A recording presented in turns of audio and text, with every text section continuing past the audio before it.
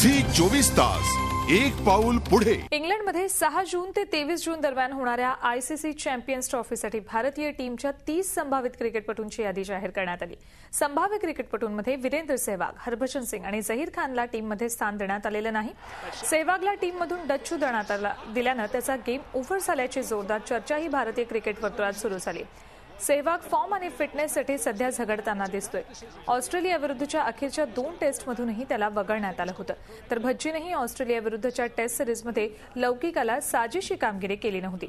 झहीर खान दुखापतीने त्रस्त आहे, त्यामुळेच कदाचित त्याच्यासाठी भारतीय टीमचे दरवाजे बंद करण्यात आलेत। टीममध्ये उन्मुक्चंद, परवेज रसूल, जलाज सक्सेना, सिद्धार्थ कौल, ईश्वर पांडे आणि केदार जाधव या नव्या चेहऱ्यांचा समावेश करण्यात आलाय।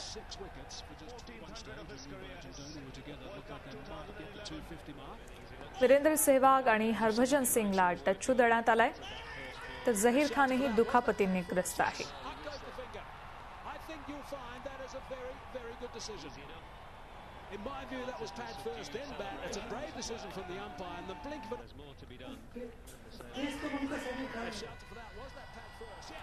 ऑस्ट्रेलियाविरुद्धच्या अखेरच्या 2 टेस्टमधूनही वगळण्यात आलं होतं, तर भज्जीनं सुद्धा ऑस्ट्रेलियाविरुद्धच्या टेस्ट सिरीजमध्ये लौकिकाला साजेशी कामगिरी केली नव्हती।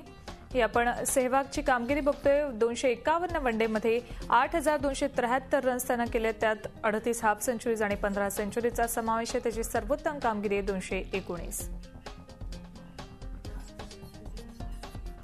तर टेस्टमधली त्याची कामगिरी आपण पाहूयात। 104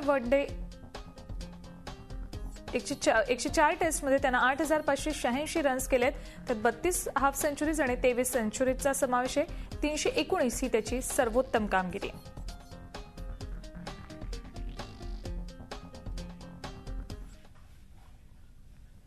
ऑस्ट्रेलियाविरुद्धच्या प्रॅक्टिस मॅचमध्ये परवेज रसूलनं 7 विकेट्स घेत सगळ्यांचंच लक्ष वेधून घेतलं होतं।